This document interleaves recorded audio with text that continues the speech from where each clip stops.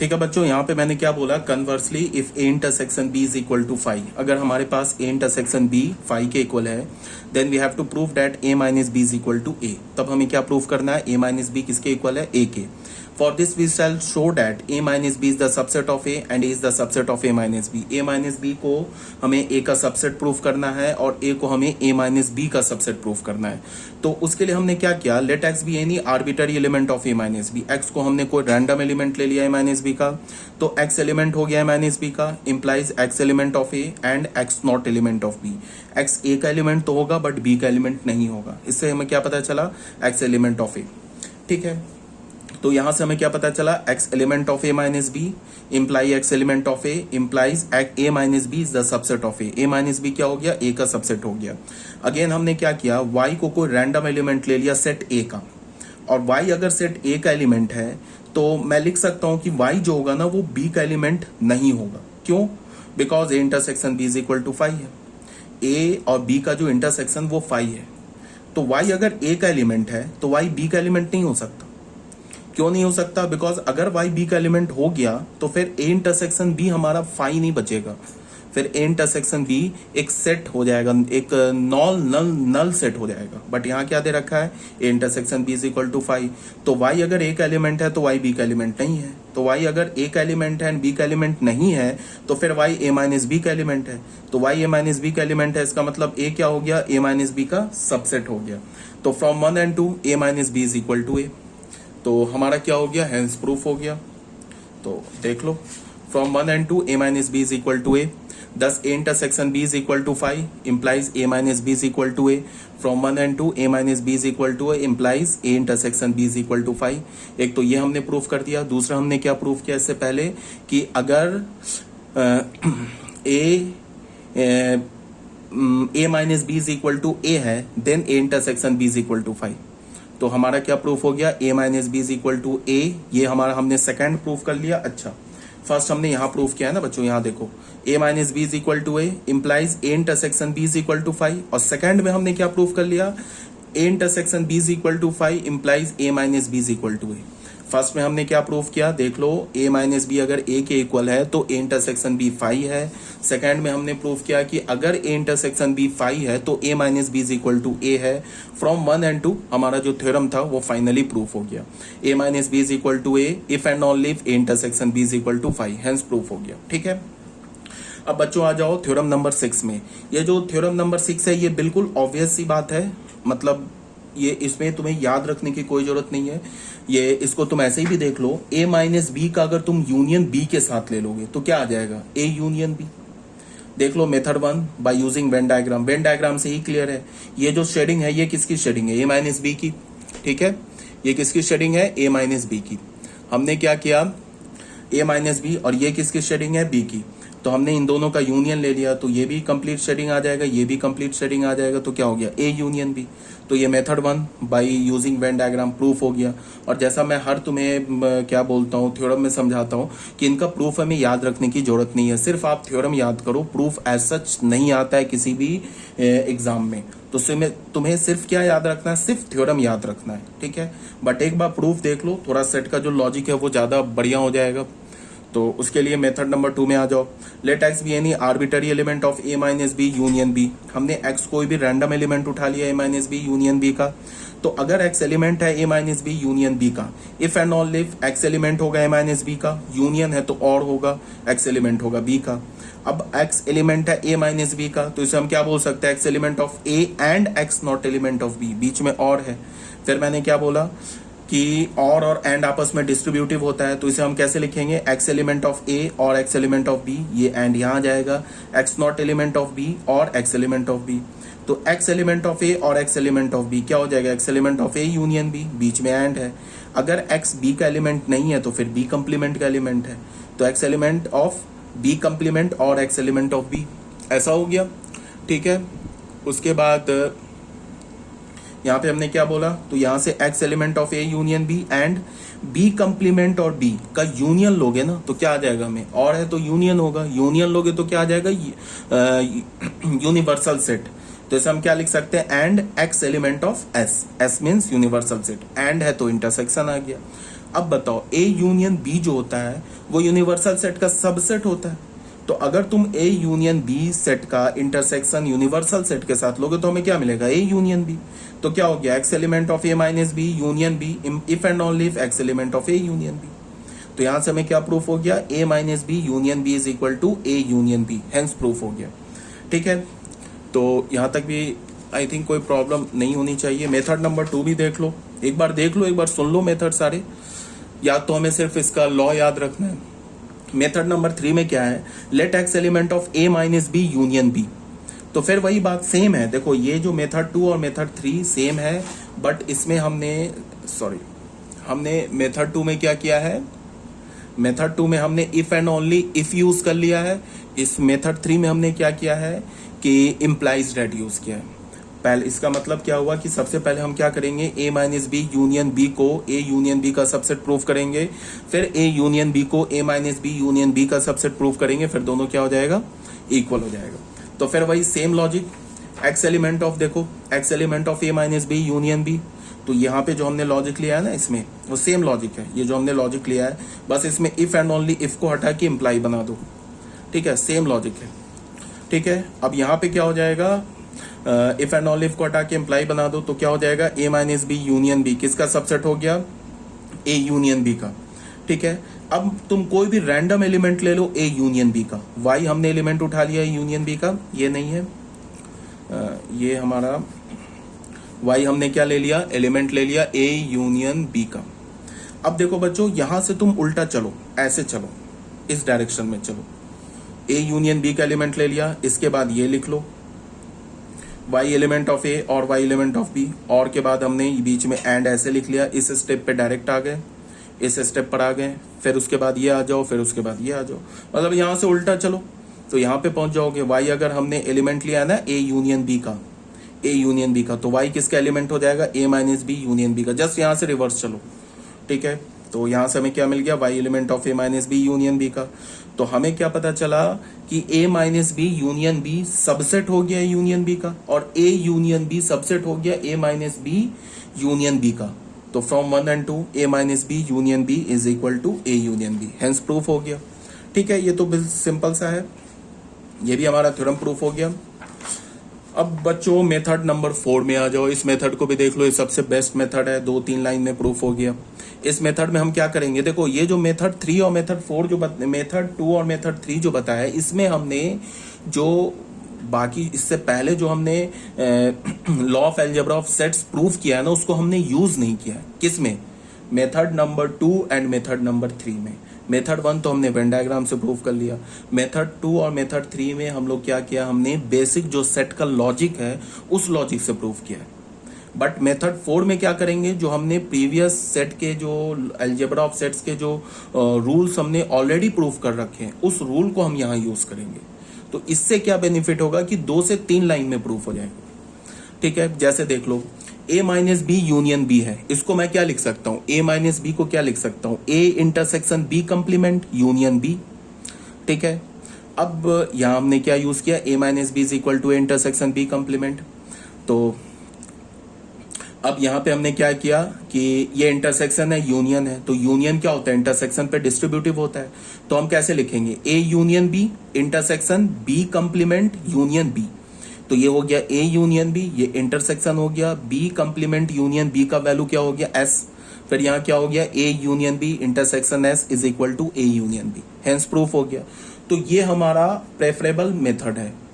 ठीक है, method number 4, मतलब कि अगर आपको क्वेश्चन में प्रूफ करने के लिए आएगा तो आप मेथड नंबर 4 यूज करेंगे। मतलब क्या कहने का कि जब भी अगर तुम्हें कोई भी प्रूफ डेट वाला क्वेश्चन आएगा प्रूफ करने के लिए, तो तुम क्या करोगे कि जो law of algebra of sets है ना, उसको यूज करोगे, और उसको यूज करके किसी भी थ्योरम को या किसी भी प्रूफ डेट वाले क्वेश्चन को प्रूफ करोगे। ठीक है, अब आ जाओ बच्चों मेथड थ्योरम नंबर 7 में। थ्योरम नंबर 7 क्या बोल रहा है, A minus B intersection B is equal to 5। ये भी बिल्कुल ऑब्वियस है, ए माइनस बी में से हमने क्या किया, ए सेट में से हमने क्या किया, बी सेट के एलिमेंट को हटा दिया। तो ए माइनस बी जो एलिमेंट है ना, सॉरी ए माइनस बी जो सेट है ना, इस सेट में ए माइनस बी जो हमारा सेट है, इस सेट में बी के कोई भी एलिमेंट नहीं है। तो अगर तुमने बी के साथ इंटरसेक्शन ले लिया तो क्या मिल जाएगा, हमें 5 मिल जाएगा। ए माइनस बी सेट में तो हमने ए से बी का एलिमेंट हटा दिया, तो इसमें बी का कोई भी एलिमेंट प्रेजेंट नहीं है, तो अगर तुमने बी के साथ इंटरसेक्शन ले लिया तो क्या मिल जाएगा, 5। अब यहाँ पे क्या लिखा है, A minus B intersection B. अब ये तो लॉजिकली ऐसे प्रूफ हो गया, वेन डायग्राम से देख लो पहले वेन डायग्राम से, मेथड नंबर 2 ही देख लो। ये हमारा ए माइनस बी लिखा हुआ है, ये बी लिखा हुआ है, देख लो यहाँ और यहाँ में कोई ओवरलैपिंग रीजन नहीं है, तो यहाँ पे क्या हो जाएगा, 5, कुछ नहीं बचेगा। ठीक है, तो इसको हमने क्या बोला, A minus B intersection B. A minus B को क्या प्रूफ कर दिया, A intersection B complement intersection B. अब देखो फिर यहाँ भी इंटरसेक्शन है, यहाँ भी इंटरसेक्शन है, तो तुम इसको क्या कर सकते हो, इस ब्रैकेट को इस 2 की जगह यूज कर सकते हो। यहाँ पे हमने डिस्ट्रीब्यूटिव लॉ यूज नहीं कर रहे हैं, यहाँ पे हम एसोसिएटिव लॉ यूज कर रहे हैं। इंटरसेक्शन जो है ना एसोसिएट कर सकते हैं। जैसे क्या बोला मैंने कि अगर हमारे पास ऐसे लिखा हो, सपोज दैट मान लो हमारे पास ऐसे लिखा हो, A intersection B intersection C, ऐसे लिखा हो, इसको मैं क्या लिख सकता हूं, A intersection B intersection C. इसमें हमने क्या किया, इंटरसेक्शन का एसोसिएटिव रूल यूज किया। ठीक है ना, तो ऐसे कर सकते हैं। तो यहां पे देख लो क्या है, तो इसमें हमने क्या लिख कर लिया, यहाँ पे इस ब्रैकेट को B intersection B complement intersection B में आ गए। अब बी कंप्लीमेंट और बी के बीच में कोई भी कॉमन एलिमेंट नहीं है, बिकॉज बी कंप्लीमेंट क्या होता है, बी को छोड़ के बाकी सब। तो बी कंप्लीमेंट में बी का कोई भी सेट एलिमेंट नहीं है, तो अगर तुमने बी कंप्लीमेंट का इंटरसेक्शन बी के साथ लिया तो हमें क्या मिलेगा, 5। फिर ए का इंटरसेक्शन 5 के साथ लोगे तो 5, तो ये हो गया हेंस प्रूफ। ये मेथड 2 जो है हमारा वेन डायग्राम से, ये भी प्रूफ हो गया। अब बच्चों आ जाओ थ्योरम नंबर 8 में। थ्योरम नंबर 8 भी तुम याद रखोगे कैसे, कि अगर ए बी का सबसेट है, अगर ए बी का सबसेट है तो बी कंप्लीमेंट ए कंप्लीमेंट का सबसेट है। यहाँ पे क्या बोल रहा है कि if A is the subset of B, if and only if B complement is the subset of A. यहाँ अगर तुमने कंप्लीमेंट डाला ना तो ये उलट जाएगा। अगर ए बी का सबसेट है तो बी कंप्लीमेंट फिर ए कंप्लीमेंट का सबसेट है, ये बोल रहा है। तो देख लो इसमें हमने क्या बोला, first let A is the subset of B, then we have to prove that B complement is the subset of A complement। ठीक है, हमने क्या assume किया कि A, इसको देखो if and only if को हम proof कैसे करेंगे। if and only if को proof करने के लिए एक बार हम A को B का सबसेट मान लेंगे और ये प्रूफ कर लेंगे, और दूसरी बार हम B कंप्लीमेंट को A कंप्लीमेंट का सबसेट मान लेंगे और फिर ये प्रूफ कर देंगे, तो ऑन द होल ये थ्योरम प्रूफ हो जाएगा। ठीक है, तो हमने पहले में क्या किया, ए को बी का सबसेट मान लिया, then we have to prove that B complement is the subset of A complement. अब ये हमें प्रूफ करना है, तो उसके लिए हमने क्या किया, let X be any arbitrary element of B complement. इसको एज्यूम किया है, ए बी का सबसेट है, इसे हमने एज्यूम किया। अब प्रूफ क्या करेंगे कि बी कंप्लीमेंट सबसेट है ए कंप्लीमेंट का। तो हमने क्या किया कि बी कंप्लीमेंट का कोई भी हमने एक्स रैंडम एलिमेंट उठा लिया। बी कंप्लीमेंट का हमने क्या किया, कोई भी रैंडम एलिमेंट उठा लिया। तो अगर x हमारा एलिमेंट है बी कंप्लीमेंट का, अगर x हमारा एलिमेंट है बी कंप्लीमेंट का, तो ये क्या इंप्लाई करेगा कि x नहीं एलिमेंट है b का। अगर b कंप्लीमेंट का एलिमेंट है तो फिर b का एलिमेंट नहीं है, तो अगर x b का भी एलिमेंट नहीं है तो x a का भी एलिमेंट नहीं होगा। क्यों, x b का एलिमेंट नहीं है तो x a का एलिमेंट नहीं होगा, क्यों, बिकॉज जो b है ना वो a का सुपर सेट है, b जो है वो a का सुपर सेट है। तो कोई एलिमेंट अगर B में प्रेजेंट नहीं है तो वो A में तो प्रेजेंट हो ही नहीं सकता। क्यों, बिकॉज B A का सुपर सेट है। ठीक है, कोई अगर प्रोडक्ट मार्केट में नहीं है तो वो तुम्हारे घर में नहीं हो सकता, बिकॉज मार्केट में या किसी भी मॉल में जो भी प्रोडक्ट होगा वो तो सुपर सेट होगा ना। तो अगर B हमारा A का सुपर सेट है तो अगर कोई एलिमेंट B में प्रेजेंट नहीं है तो वो A में नहीं हो सकता। इसीलिए मैंने क्या बोला कि x जो है B का एलिमेंट नहीं है, तो क्या इंप्लाई कर रहा है, x A का भी एलिमेंट नहीं है। अगर x A का एलिमेंट नहीं है तो फिर x जो है वो A कंप्लीमेंट का एलिमेंट है। तो x हम कहां से लेके चले थे, x को हमने क्या बोला था, B कंप्लीमेंट का रैंडम एलिमेंट हमने अज्यूम किया था, और x हमें क्या मिल गया, A कंप्लीमेंट का एलिमेंट मिल गया। तो फिर क्या हो गया, B complement is the subset of A complement. B complement क्या हो गया, A कंप्लीमेंट का सबसेट।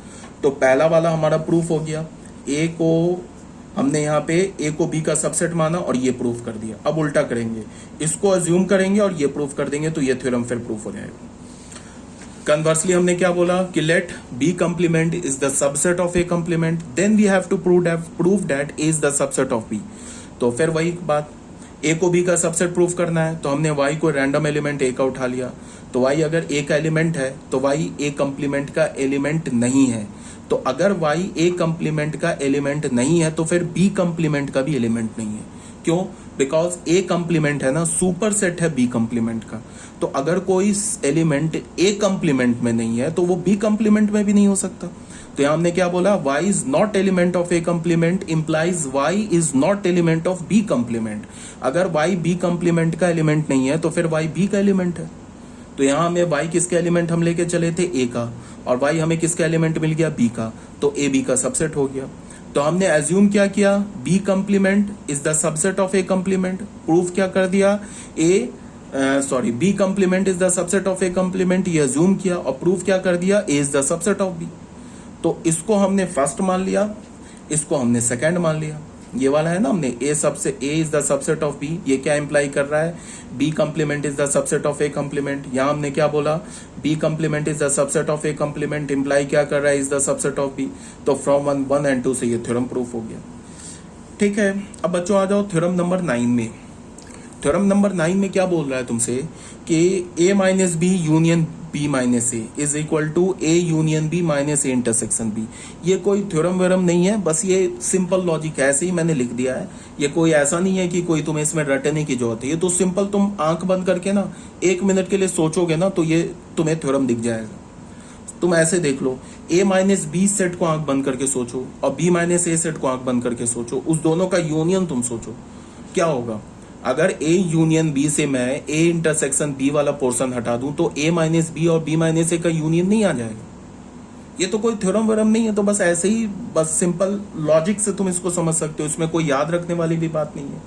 हाँ, ये थ्योरम तुम्हें याद रखना है, ये सिंपल लॉजिक से नहीं आ रहा है, ये फिर सिंपल लॉजिक है। आंख बंद करके 1 मिनट सोचोगे तो तुम्हें पता चल जाएगा कि a माइनस बी सेट और b सेट के बीच में कोई कॉमन एलिमेंट हो ही नहीं सकता। क्यों? बिकॉज a सेट में से हमने तो ऑलरेडी b का एलिमेंट हटा रखा है, तो a माइनस बी सेट का जो एलिमेंट होगा उसमें b का एलिमेंट तो नहीं होगा। तो अगर तुमने उसके साथ a माइनस बी के साथ b का इंटरसेक्शन लिया तो ऑब्वियस सी बात है फाई आएगा। तो ये थ्योरम ऑब्वियस सी बात है, ये थ्योरम में तुम्हें कोई याद रखने वाली बात ही नहीं है, ये थ्योरम याद रखना है। ये मतलब ऑब्वियस नहीं है ये theorem. A is the subset of B if and only if B complement is the subset of A complement, ये डायरेक्ट तुम्हें नहीं पता चलेगा। ठीक है, तो ये थ्योरम ऑब्वियस, ऐसे बहुत सारे थ्योरम्स है, जैसे ये भी थ्योरम बिल्कुल ऑब्वियस है, इसमें याद रखने की कोई जरूरत ही नहीं है। एक बार देख लो, यहाँ पे हमने क्या बोला कि हमने बोला a minus be using Venn diagram से एक बार देख लो, ये a माइनस बी की शेडिंग है, ये b माइनस ए की शेडिंग है, ये यूनियन की शेडिंग है। देख लिया, ये a यूनियन b की शेडिंग है और ये a इंटरसेक्शन b की शेडिंग है। तो a यूनियन b में से अगर तुम a इंटरसेक्शन b हटा दोगे तो ये मिल जाएगा। तो 1 and 2 से क्या हो गया, ये डायग्राम वेन डायग्राम, ये वेन डायग्राम इक्वल है, तो 1 and 2 से क्या हो गया, ये थ्योरम प्रूफ हो गया। सिंपल से लॉजिक है। ठीक है, अब बच्चों आ जाओ मेथड नंबर 2 में। मेथड नंबर 2 फिर वही इफ एंड ओनली इफ एक लेंगे हम लोग और दूसरा क्या लेंगे, इम्प्लाइज दैट। तो मेथड नंबर 2 में हमने क्या बोला, let x be any arbitrary element of a minus B union b minus A. x कोई रैंडम एलिमेंट ले लिया a minus B union b minus A का, तो x एलिमेंट हो गया a माइनस बी का, और ये क्या लिखा है, ये तो a माइनस बी लिखा है, ये क्या लिखा है, b माइनस ए लिखा है। तो x एलिमेंट हो गया a माइनस बी का और x एलिमेंट हो गया b माइनस ए का। तो अगर x एलिमेंट है माइनस बी का, इसका क्या मतलब है, x एलिमेंट ऑफ a का है एंड x नॉट एलिमेंट है b का, और x element of b minus A का, इसका मतलब x एलिमेंट ऑफ b का एंड x नहीं एलिमेंट है a का। ठीक है, तो हमने यहाँ पे क्या किया, अच्छा यहाँ पे तुम ऐसे देखो कि यहाँ एंड है, यहाँ एंड है और यहाँ और है। इसको हमने क्या कर दिया, एंड को और से रिप्लेस कर दिया और को एंड से रिप्लेस कर दिया। ऐसा कर सकते हैं। ठीक है, अब क्यों कर सकते हैं, तुम इसको ऐसे देखो कि इसमें यहाँ पे a x element of a and x not element of b, ऐसे है ना बच्चों, और यहाँ पे और है। तो इसको तुम करना क्या कि इसको और इसको ओपन करके देख लेना। ठीक है, तो यहाँ पे क्या हो जाएगा, इसका रिजल्ट और इसका रिजल्ट सेम आएगा। मीन्स क्या कहने का कि तुम ऐसे देखो,